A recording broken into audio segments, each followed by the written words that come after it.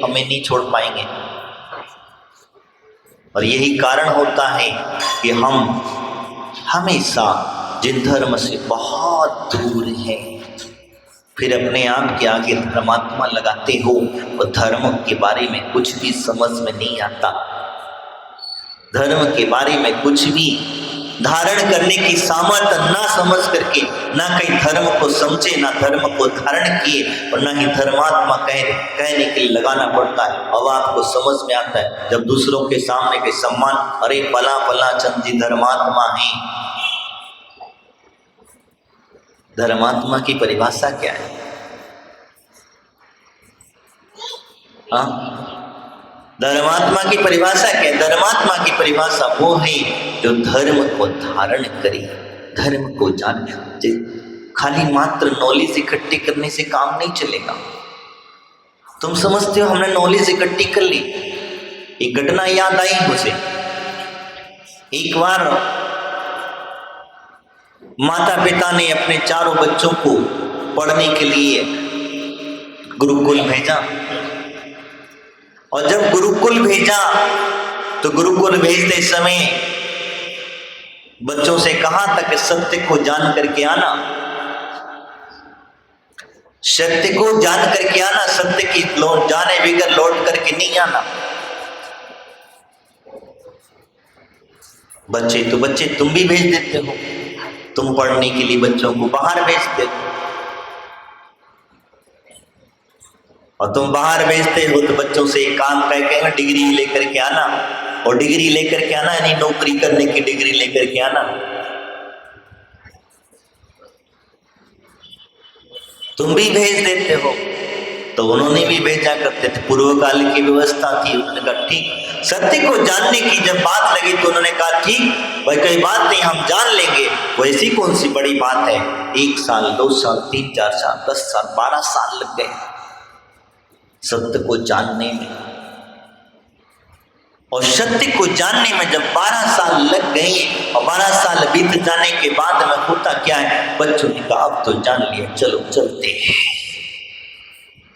पहुंचे माता पिता, पिता तो थोड़े से बुजुर्ग हो चुके थे, बस जाने की तैयारी में थे, लेकिन वो विचार कर रहे थे कि मैं जो सत्य को जाना हो, क्या बच्चों ने भी सत्य को जान लिया है?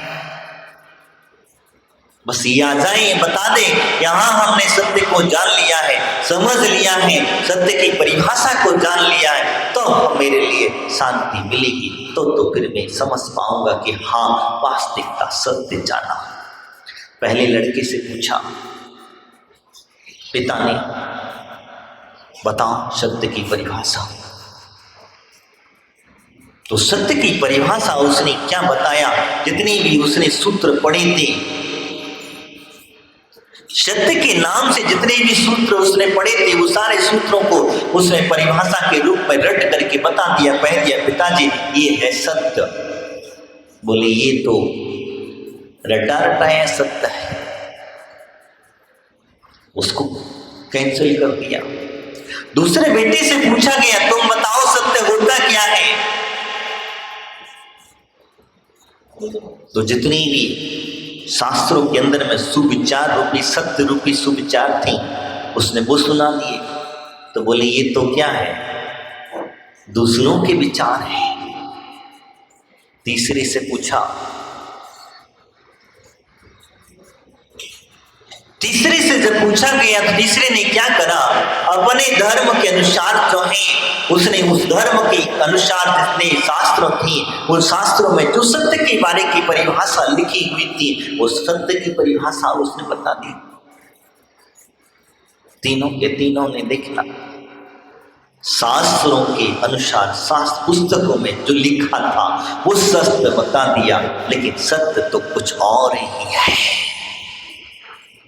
चौथा बेटे से पूछा गया, चौथे ने कुछ बताया। पिताजी के चरणों में पहले तो उसने नमस्कार किया, और नमस्कार करने के पश्चात जो है एक दूसरे को देखा और देखते रहे। देखते रहे और अंत में अपनी आंखें बंद कर ली और बैठ गया।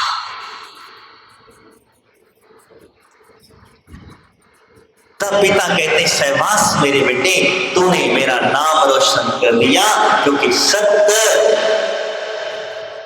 कागजों के अंदर नहीं मिलता। सत्य जो है कागजों के अंदर नहीं मिलता। सत्य जो है किसी उपनिषद में नहीं मिलता। शास्त्र जो है, सत्य जो है कोई ग्रंथों के अंदर में नहीं मिलता। और सत्य जो है किसी सुविचारों के अंदर में नहीं मिलता। तुम अभी देखना, अभी यहां से जाकर के सब अपना अपना मोबाइल खोलेंगे। आगे समझ गए होंगे क्या करने वाले हैं। सब अपना अपना मोबाइल खोलेंगे और मोबाइल के अंदर में कहीं ना कहीं से सुविचार आ ही जाएंगे। किसी न किसी महाराज माता जी के विचार आ जाएंगे, किसी पंडित के विचार आ जाएंगे, किसी विद्वान के विचार आ जाएंगे। और जब वो विचार आ जाएंगे तो क्या करोगे? क्या करोगे? उनको ट्रांसफर कर दो। उन विचारों को तुम ट्रांसफर कर दोगे। लेकिन मैं आपसे पूछना चाहता हूं कि जिन विचारों को तुमने ट्रांसफर किया है, क्या तुम्हारे जीवन में भी कहीं ना कहीं अटक रहे हैं? कहीं ना कहीं तुम्हारे जीवन में पनप रहे हैं? या तुमने अपने जीवन में कभी धारण किया है, इन सत्य को समझा है? और सत्य की बात को जब समझ लोगे, उस दिन तुम्हारे जीवन में बहुत कुछ घटनाएं घटने लग जाएंगी, उसे समझने लग जाओगे। लेकिन कहां, हमें तो सिर्फ वही है कागजी सत्य पता है, सत्य परमाणु उद्गलों के भाषा पता है, लेकिन अंदर का जो सत्य है उस सत्य की हिलोरी खाता है। और जिन्होंने सत्य को धारण किया, ध्यान देखना मैं जो कहने जा रहा हूं, जिन्होंने सत्य को धारण किया और जिन्होंने सत्य को धारण किया, वो बाद में बोले नहीं, वो बोले ही नहीं, उन्हें बोलने की जरूरत ही नहीं पड़ी, क्योंकि उन्होंने सत्य की परिभाषा को समझा। जो सत्य व्रत जो होता है वह एक अणुव्रत भी होता है और एक महाव्रत भी होता है। उन्होंने जब सत्य महाव्रत को धारण किया, और जिन्होंने सत्य महाव्रत को धारण किया, तो धारण करने के पश्चात उन्होंने, क्योंकि मैं कैसे कहूं, किस बात को कहूं, और कौन सुनने वाला है, सत्य को कौन सुनना चाहता है? किसी से भी कह दो, किसी के सामने कह दो, सत्य को स्वीकार करना कोई नहीं चाहता है। लेकिन इसीलिए कहा जाता है, इसी वजह से उन्होंने कहा कि सत्य स्वीकार करना सीखो, नहीं तो खाली मात्र पूजा करने से सत्य तुम्हें नहीं मिलने वाला है। तुम्हें मात्र पूजा करने से सत्य की प्राप्ति नहीं होगी, सत्य की उपलब्धि नहीं होगी। सत्य को अंदर से धारण करना होगा, तब जाकर के हमें समझ में आएगा कि हाँ, वास्तविकता मैंने सत्य को समझा, जीवन में उतारना होगा। आप दिन भर झूठ बोलते हो, दिन भर झूठ बोलते हो, तो कभी विचार भी किया तुमने कि मैं आज नहीं सत्य बोलूंगा, और जितनी बार बोलूंगा उतनी बार सत्य बोलूंगा? लेकिन तुमने तो कसम खा रखी है कि भगवान को तक को नहीं छोड़ा, तो तुम महाराज को भी नहीं छोड़ा तुमने, तो फिर अपने अड़ोसी पड़ोसियों को तो छोड़ने की बात ही गलत है।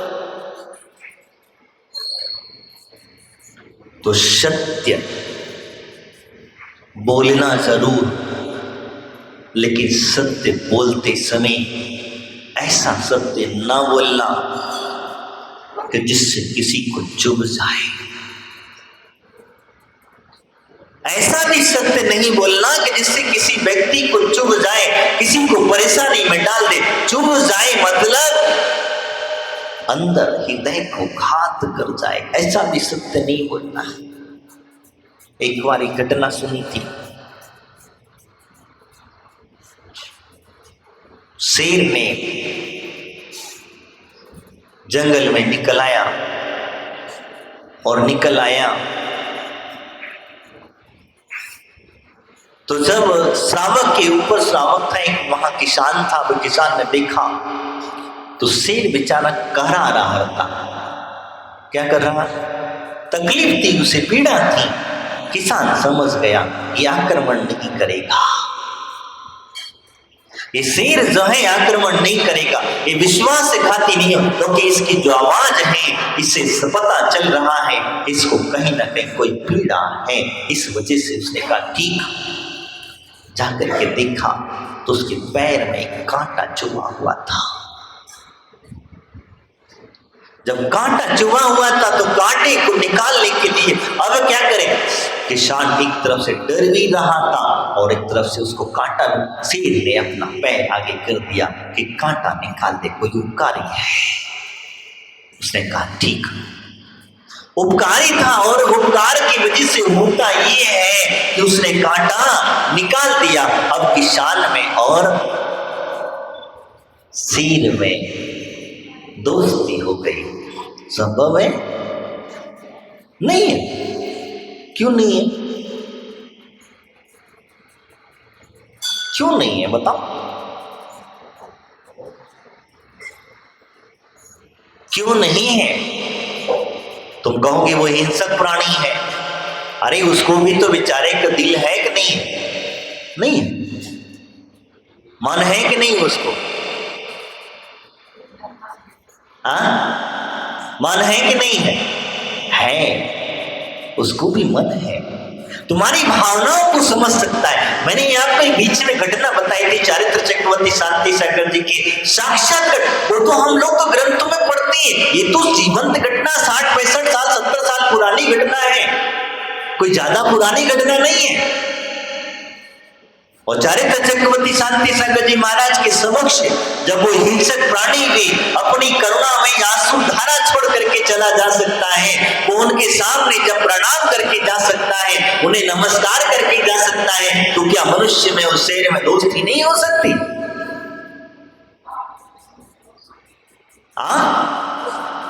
तुम हिंसक पालतू कुत्ते को पालते हो तो तुम्हारी दोस्ती नहीं है उससे। बिल्लियों को पालते हो तो तुम्हारी दोस्ती नहीं है उससे। और कुछ बताऊं तो तुम्हारी दोस्ती है कि नहीं? वो तुम्हारी भाषा कैसे समझ लेता है?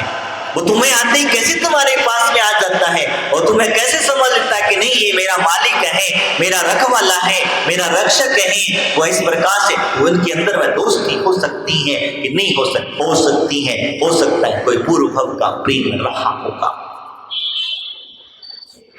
कोई पूर्व भव का प्रेम, तब उसके अंदर में पैर में कांटा लगा। कांटा लगने के बाद में एक दिन जो है वो किसान बड़ा दुखी था, परेशान था। उसने सोचा, विचार किया अब क्या करा जाए। खेत में से किसाने भी तब लड़की की शादी करनी थी, अब उसके पास में धन दौलत कुछ भी नहीं है। तब उस समय पर कहते हैं उस शेर ने कहा, क्या बात है आज बहुत उदास हो?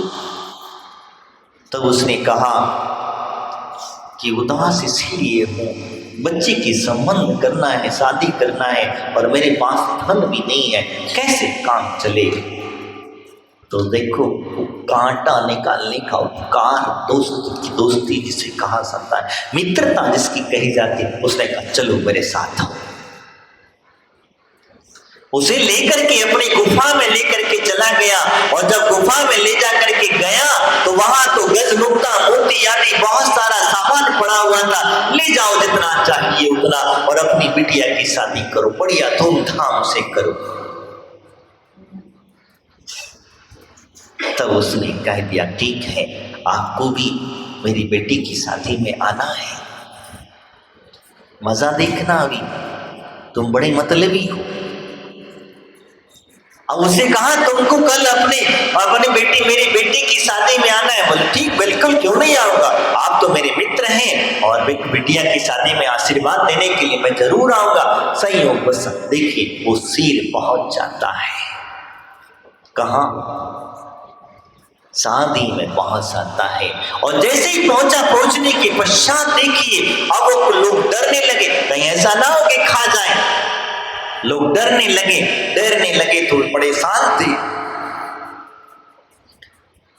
तो जो मालकिन थी मालकिन कह देती है डरो मत, इसे डरने की जरूरत नहीं है, ये तो गधा है। क्या है? ये शेर नहीं है, गधा है। बस ये सब उसके हृदय को छू गए। शेर की जब वह शब्द जब छू जाते हैं तो वो तो जानवर था, मनुष्य की बात क्या कहें अब, तो वो तो जानवर था। उसने उसी समय दबे पैर उल्टा लौट लिया, वापस चला गया। इधर शादी हुई, शादी होकर के लड़की विदा हो गई। विदा होने के बाद में वह किसान अपनी खेत में गया। खेत में वो सेठ जो है इंतजार कर रहा था उस किसान का कि आ जाए, से बातचीत करें, अपने दिल की खात कुछ कहते। उसने आते ही देखा, उसे कहा एक काम करो, इस कुल्हाड़ी उठाओ, मारो। बोले मुझे मारो, तुम घाव करना है। बोले क्या है, किसी पगला गए हो क्या? तो बोले नहीं। बोले तुम मारो। तुम नहीं मारोगे तो मैं तुम्हें मारता, फिर तुम मारो नहीं तो मैं तुम्हें मारता। तो उसने कुल्हाड़ी उठाई और उठा करके शेर के शरीर में घाव कर दिया। घाव कर दिया। 10-15 दिन के पश्चात फिर मिले और मिल करके वो घाव जब देखा, अब बोले तू चला जा घर, अब यहाँ टिकना नहीं, घर चला जा। वो घर से लौट करके 15 दिन के बाद वो लौट करके आए तो कहती वास्तविकता कहाँ सकता है, उस घाव की बात कर रहा था। वो घाव तो भर चुका था। अब जब घाव भर गया फिर पुनः दोनों का मिलन हुआ। उस किसान से कहा शेर ने, देख घाव भरा कि नहीं भरा? बोले भर गया। शरीर का घाव तो भर गया, लेकिन मेरे जो अंदर घाव हुआ है वो अभी तक भरा नहीं। बोले कौन सा घाव हुआ है? तब उसने कहा तुम्हारी धर्म पत्नी ने कहा था इस शेर नहीं गधा है। तो शब्द कभी कभी बोलते समय ध्यान रखना चाहिए।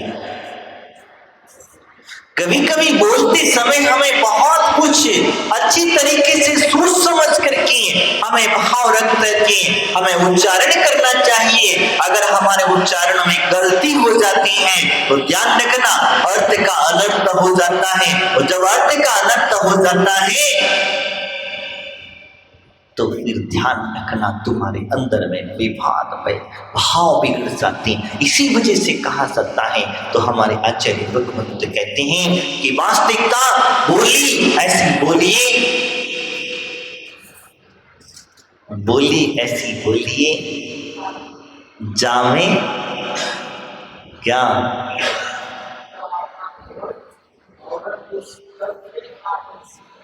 बहुत अच्छे, ऐसी बोली बोलना चाहिए तो अच्छा है। नहीं तो इस बोली के अंदर में, क्योंकि कभी कभी ऐसा भी हो जाता है कि हमारी बोली इतनी खटक जाती है कि वो बोली हमें बोलने लायक नहीं रहे। इसीलिए कहा सकता है तुम्हें आपसे जो कह रहा था, सत्य की परिभाषा को समझने की जरूरत है। एक सत्य वो था तो बच्चों को सिखाया गया, समझाया गया, कागज के अंदर में बताया गया, लेकिन उसे समझ में नहीं आया। और एक सत्य ये भी है कि जो है अंदर से भावनाओं से समझ जाता है, जुड़ा जाता है। हमारे आचार्य भगवंतों ने इस सत्य की परिभाषा को समझाते हुए 10 प्रकार के सत्य कहे।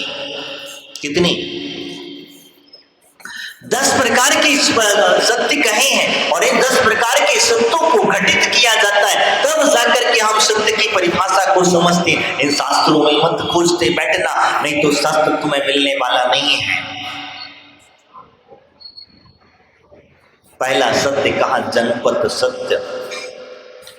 जनपद सत्य का मतलब होता है कि जहां जैसी भाषा है उस भाषा में जो शब्द नाम लिया जाता है उस शब्द को उसी रूप में स्वीकार करना, उसका नाम होता है जनपद। जैसे गुजरात में चावल को क्या कहा जाता है? हाँ, नहीं पता? अरे भगवान भला करे तुम्हारा। तुम लगता है बहराइच के बाहर निकले नहीं।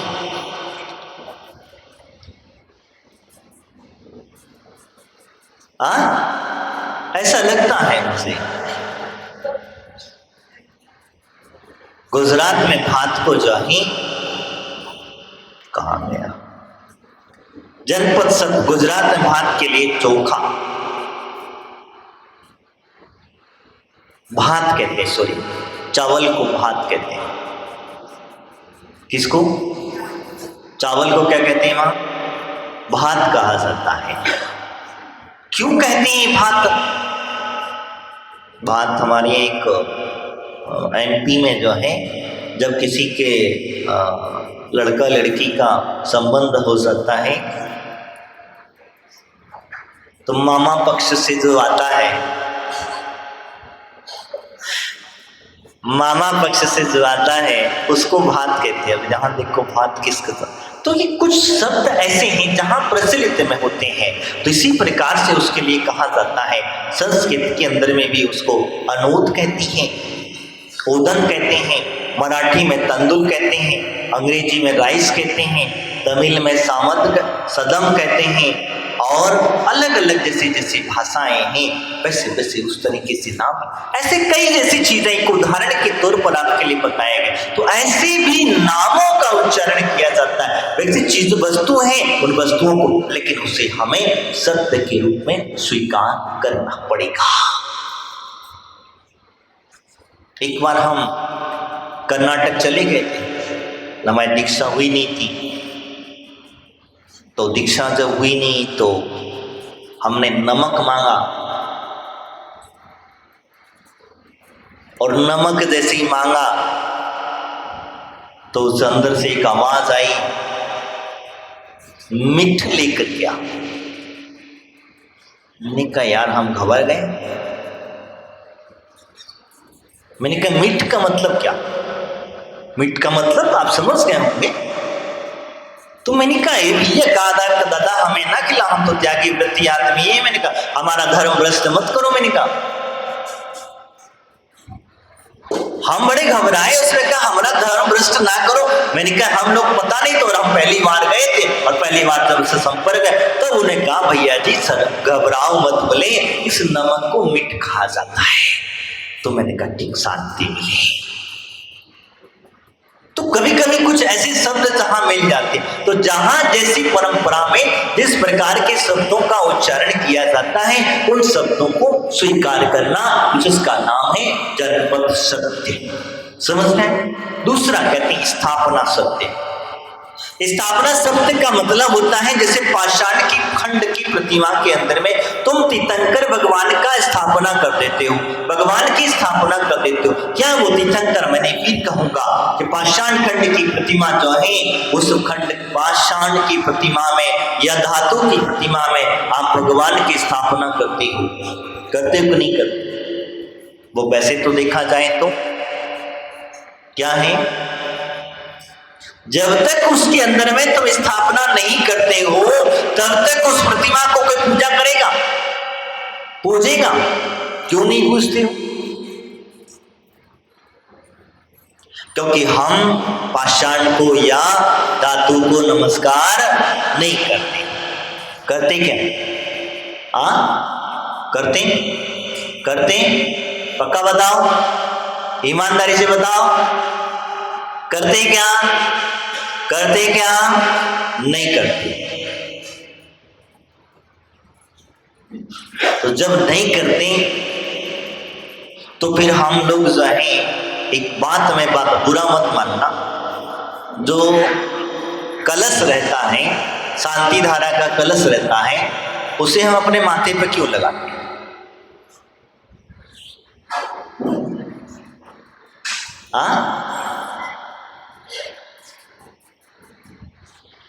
मैंने कई लोगों को देखा और मेरे एक प्रश्न का अभी तक आंसर मुझे नहीं मिला। उस कलश को माथे पे क्यों लगाते? जिससे शांति धारा करते हैं, उस शांति धारा कलश को माथे पे क्यों लगाते हैं, उसे नमस्कार क्यों करते हैं? ना तो वो भगवान है, ना कोई देवी देवता है। कोई देवी देवता है क्या? हाँ, कोई देवी देवता है? बताओ। कोई भगवान है क्या? तुमने उस भगवान की स्थापना कर रखी है उसमें, कलश के अंदर में?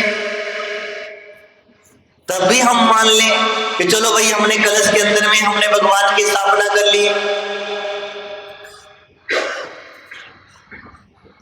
तो भी हम इस चीज को मान। तो वो आपकी मर्जी हो कि आप क्या करते। मैं तो सिर्फ आपसे पूछना चाहता हूं, तो ये सत्य को स्वीकार करने की बात मैं कहना चाहता हूं कि जो प्रतिमा के अंदर में स्थापना नाम का सत्य है, वो स्थापना नाम का सत्य यही कहता है, आपने पीले चावलों के अंदर में थोड़ा सा केसर लगा ली, तो ये स्थापना सत्य क्या है?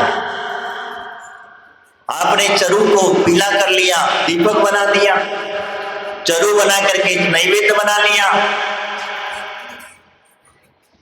लौंग तोड़ के चढ़ा दी, धूप बना दी,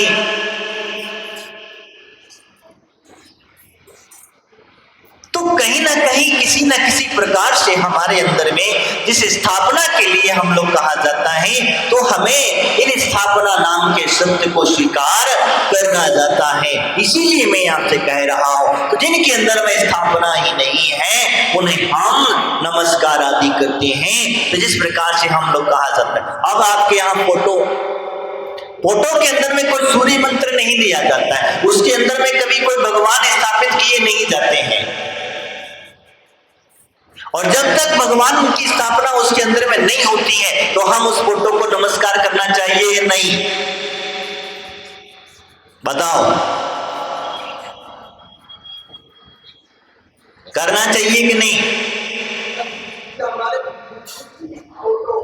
किसी की फोटो हो, किसी की भी फोटो, जब तक उसके अंदर में सूर्य मंत्र की स्थापना नहीं होगी, जब तक हम उसके अंदर में स्थापना नहीं करेंगे, हम उनके आह्वान नहीं करेंगे, तब तक उसके अंदर में हम उसे नमस्कार नहीं कर सकते हैं। और अगर नमस्कार करते हैं तो घोर मिथ्यात्व का पालन कर रहे हैं। वो तुम्हारी मर्जी है, तुम कर लो जो कर, क्योंकि इस सत्य को हम इसलिए बहुत वंचित रहे हैं, और जब वंचित रहेंगे यही कारण होता है। नहीं तो फिर अगर तुम फोटो को नमस्कार करते हो, तो जो पाषाण खंड की आकृति हैं उसी भी नमस्कार करना चाहिए। जिनमें स्थापना नहीं की गई है, जिन्हें हमने स्थापित में प्रतिष्ठित नहीं किया गया है, हमें फिर उनको भी नमस्कार करना चाहिए। ये ध्यान में रखना हम इस विषय के लिए कहना चाहते हैं। इसीलिए हमने कहा स्थापना नाम का सत्य, इस पंच परमेष्ठी आदि की स्थापना कर देना, किसी दूसरे के अंदर में स्थापना कर देना, ये हमारी स्थापना सत्य है। हम लोगों के अंदर में भी हमें समझ लेना, जैसे दिगंबर नहीं बन जाते हैं, हम लोग भी जैसे दिगंबर नहीं बन जाते, हमारे अंदर में भी मुनि के गुणों की स्थापना करी जाती है, मुनि के द्रव्य गुणों की स्थापना करते हैं, और उन गुणों की स्थापना यानी कि अष्टमूल गुण आदि की स्थापना की जाती है। हमारे जो 28 मूल गुण है, 25 मूल गुण है, 36 मूल गुण है, उनकी स्थापना की जाती है, और स्थापना करने के पश्चात ही हमें आचार्य उपाध्याय साधु आदि की उपमा दी जाती है। हम उनकी पूजा अर्चा करते हैं। हमें हमारे जीवन का त्याग में कर वो तो धीरे धीरे करके जब मुनि की चर्या होती उस तरीके से कराई जाती, तो कहने का ध्यान में रखना, एक सामान्य श्रावक को उठा करके ऊपर बिठा करके वस्त्र उतार करके उसके अंदर में भी इन गुणों की स्थापना करा दी जाती है, और उसे उस गुणों के अनुसार अपनी चर्या को पालन करता है, वह व्यवस्था बनती है। उस गुणों के अनुसार वो चर्या का पालन करता है। इसीलिए ध्यान में रखना, तीसरे नंबर का सत्य है वो है समिति सत्य। समिति सत्य कहता है बहुत से मतों के द्वारा सिद्ध कर दिया जाता है। बहुत सारे लोगों ने, इकट्ठे लोग जो होते हैं, उन लोगों ने सबकी समिति बन गई, और जब सबकी सब समिति बन जाती है तो फिर सब लोग कहते नहीं इसका नाम ये रखा जाए, तो वो नाम पक्का हो गया। इस समिति सत्य का परिभाषा हुआ करती है। इस प्रकार से उन्होंने कहा, तो इसीलिए बहुमत के द्वारा जो सत्य होता है उसे स्वीकार करना चाहिए। अगर वो मुर्दे को जिंदा कह दे तो जिंदा मानना पड़ेगा, और जैसे जिंदे को मुर्दा कह दे तो मुर्दा मानना पड़ेगा। क्यों? क्योंकि वो समिति के द्वारा जो 4 लोग, 6 लोग, 10 लोग, 15 लोग, जितने भी लोग हैं उन लोगों की सहमति से उस व्यक्ति को मुर्दा और जिंदा घोषित किया गया, इसीलिए उसे समिति सत्य कहा जाता है। चौथे नंबर पर कहते हैं नाम सत्य। किसी का नाम रख दिया नयन सुख, शरीर है कुर्बान, तो ऐसे कुर्बान व्यक्ति के लिए भी नयन सुख नाम है। तो नाम तो नाम है, नाम रख दिया, उसमें किसी प्रकार से कोई भी दुराय नहीं है, क्योंकि हमारी कोई पहचान हुआ करती है, हमारे कुछ जानने की व्यवस्था हुआ करती है, तो हमें कोई व्यक्ति जाने पहचाने, हमारे एक आइडेंटिटी कार्ड हुआ करता है, अप्रूव हुआ करता है, इसीलिए नाम की आवश्यकता पड़ा करती है। इसीलिए इसका नाम एक सत्य पड़ गया, इसको हमारे जिसने नाम रख दिया, जो नाम पड़ गया सो पड़ गया, इसीलिए इसको नाम सत्य कहा जाता है। इसी वजह से हम लोग उसको चौथे रूप में 5वें नंबर पर कहा रूप सत्य। कुर्बान है, बड़े सुंदर लग रहे हो, तो वो तो कुर्बान तुम्हें पता है, तब कह रहे बड़े सुंदर लग रहे हो। गुणों में अवगुण भरे हुए हैं, कार्य नीच गति वाला कर रहा है, लेकिन चेहरा मात्र सुंदर है। अंदर के भाव क्या है वो नहीं समझ में आता है, लेकिन चेहरा सुंदर है, शरीर सुंदर है, हाव भाव सुंदर है। ये सुंदरता को देख करके भी वह बड़े सुंदर है, जिसका नाम होता है रूप सत्य। भाव कुछ भी हो, बोले कसाई हो, कैसा भी कुछ भी हो, कैसे भी उसके भाव, लेकिन उससे कोई लेना देना नहीं, लेकिन रूप चेहरा उसका सुंदर, तो सुंदर को सुंदर कहना पड़ेगा। इसीलिए कहा जाता है मत फिसलो ऊपर की दिखावट पर, वर्ग चढ़ा है लगा है गोबर की मिठाई भरा। ये चांदी का वर्ग है, क्या है? हम लोग फिसल जाते हैं, हम लोग अपने परिणामों को खराब कर डालते हैं। सुंदर व्यक्ति दिख जाए तो हमें बड़ा प्यारा लगता है, और किसी की अगर मुंह से लार बह रही हो, शरीर आना टेढ़ा हो, उस व्यक्ति के पास कोई जाना पसंद नहीं करेगा, उससे कोई प्रेम करना पसंद नहीं करेगा। एक छोटा सा उदाहरण बता दो, क्योंकि समय अपनी गति से बढ़ रहा, पूजा भी करनी है, सब कुछ करना है हमें, लेकिन बताना जरूरी है इसलिए मैं कह देता हूँ। एक प्राण पंडित हुए, बहुत बड़े विद्वान हुए, छोटे से रूप में बता रहा हूँ, बहुत बड़े विद्वान हुए, और वो इतने बड़े विद्वान थे। एक दिन क्या हुआ, संयोग वशात वहीं किसी राजा की सभा में चले गए, राज दरबार में चले गए। वो राज दरबार में जब गए तो जाने के बाद में हुआ ये कि वहां पर जितनी भी दरबारी थी उस पंडित को देख करके, विद्वान को देख करके सबके सब हंसने लग गए, क्योंकि वो 8 जगह से टेढ़ा मेढ़ा था। क्या था? 8 जगह से टेढ़ा मेढ़ा था, और टेढ़ा मेढ़ा होने की वजह से वो सब सारे जितने लोग थे उसे देख करके हंसने लग गए। लेकिन राजा ने हंसा नहीं, राजा तो हंसता नहीं, राजा ने जाकर के उसे प्रणाम किया और उसे नमस्कार किया। सब लोग बड़े कहने लगे, देखो बड़ा राजा हमारा मूर्ख, ये टेढ़े मेढ़े अकड़े वकड़े को लेकर के विद्वान और अपने आप को। जब उसने बोलना चालू किया, और जैसे ही बोलना चालू किया कि सारी की सारी सभा बोलती बंद हो गई, और बोलती जब बंद हुई तब पता चला कि भैया शरीर पर मत जाना, शरीर की बनावट पे मत जाना, शरीर के ऊपर के दिखावट पर मत जाना, उसके अंदर की जो वास्तविकता विद्वत्ता है उसको समझना। तब जाकर के समझ में आया कि उनको भी सबको शर्मिंदगी उठाना पड़ी। तो कहने का मतलब मेरा था, वह जो क्या चर्चा कर रहा था,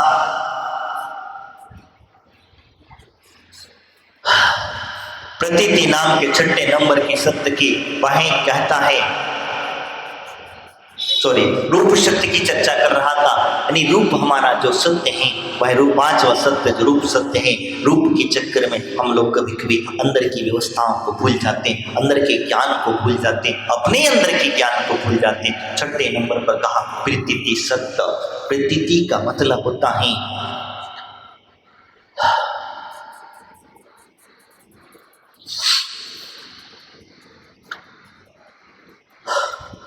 अपेक्षाकृत कह देना। प्रतीति का मतलब होता है अपेक्षाकृत, किसी बात को अपेक्षा में रख करके कह देना, इसका नाम ही प्रतीति सत्य। रात को दिन, दिन को रात कह देना, ये नहीं, दिन को रात है तो दिन अगर है तो रात आने वाली है, रात आई है तो दिन आएगा, ये निश्चित है। तो इसी अपेक्षाकृत कह दिया गया। कहीं विशेषता होती है तो आपने अगर भोजन भूखे हो, उपवास है तो भोजन करोगे कि नहीं करोगे? करोगे। भोजन किया है तो उपवास भी करोगे, ये भी होगा। तो हमें दुकान जाना है, नहीं जाना है, आदि आदि की व्यवस्थाओं के तरीके से उन्होंने यहाँ पर कहा है कि हमें भोजन अच्छा था, वो खराब था, अभी तो खराब रहा होगा इसलिए आज अच्छा खा रहे हो। अभी तक तुम भोजन अच्छा नहीं कर, यानी कि आज अभी तक आपने दिन देखा था, रात देखोगे। ये सारी व्यवस्थाएं उन्होंने कहा प्रतीति। आगे उन्होंने कहा संभावना नाम का सत्य। संभावना नाम का सत्य, जैसे इंद्र के अंदर में जम्मूदीप पलटने की सामर्थ्य होती कि नहीं होती? लेकिन पलटता नहीं है, इस संभावनाएं हैं। हमारे अंदर में भी परमात्मा बनने की सामर्थ्यता है। तुम्हारे जितने सारे लोग बैठे हैं, ये सभी लोग आने वाले भव के अंदर परमात्मा हैं, लेकिन अभी है कि तुम भूल गए हो, अभी समय नहीं आया तुम्हारा। तो परमात्मा बनने की और तुम कहे हम जब परमात्मा है तो फिर अभी क्या संसार पड़े? तो परमात्मा बनने के लिए दास तुम्हारे अंदर में सामर्थ्य है। बताओ, तुम ही लोगों के बीच में से उठ करके तो परमात्मा बने? कौन बने? तुम्ही लोगों में से उठ करके, तुम लोगों में से निकल करके ही तो परमात्मा बने, और परमात्मा बने तो वही मोक्ष गए। तो मोक्ष जाने की सामर्थ्य तुम्हारे अंदर में है, लेकिन तुम हो कि उस शक्ति को वैसे व्यर्थ में ही संसार के राग देश के चक्कर में, क्रोध मान माया लोभ के चक्कर में व्यर्थ में घुमा दे रहे हो।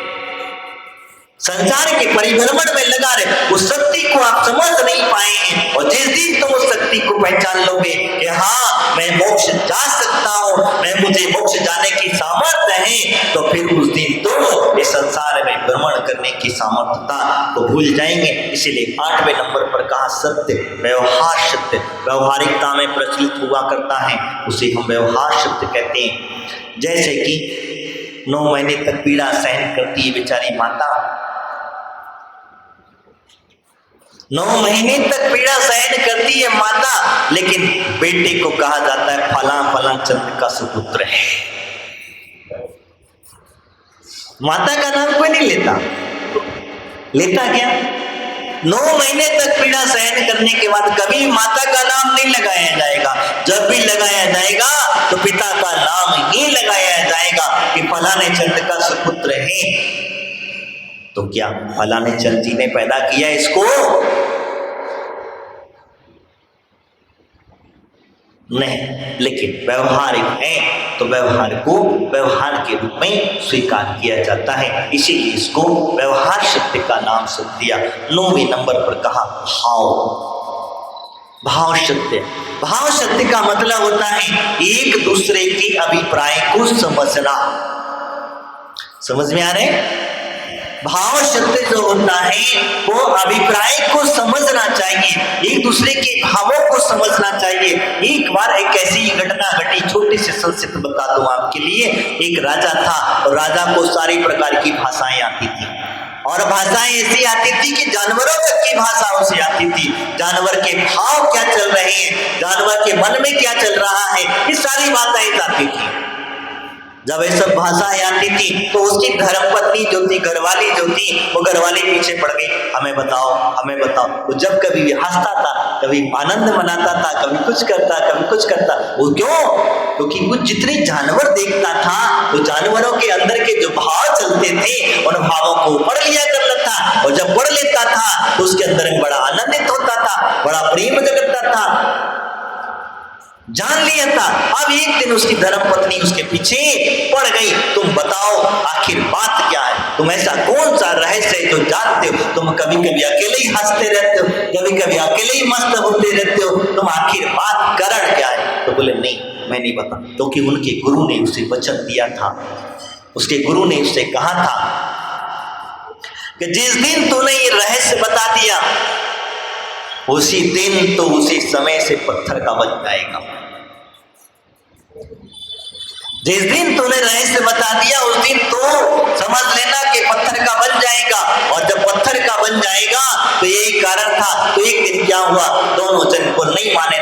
तो बोले ठीक है मैं नदी के किनारे जाकर के बताता हूँ तुमको कि आखिर क्या था, रहस्य क्या है। तो दोनों जन चले गए, राणा रानी दोनों रथ में बैठ करके जा रहे थे। जाते जाते सब बातें ऐसी चलती जा रही थी और रहस्य बताना है क्योंकि पत्थर बनने जा रहा था। संयोग बसात दो भेड़ बकरी जिसको कहते हैं आपस में चर्चा कर रही थी। दो बकरियां आपस में चर्चा कर रही थी। वो चर्चा क्या थी? अरे देखो कितना मूर्ख राजा है, इतना बड़े रहस्य को जान करके एक स्त्री के कहने में पत्थर बनने चला है। तो इससे दुनिया में मूर्ख और कौन हो सकता है? बस ये बात उसके कान में पड़ी, राजा के में उठाया डंडा, धक चलिए तुझे रहस्य जानना है, बोले गए।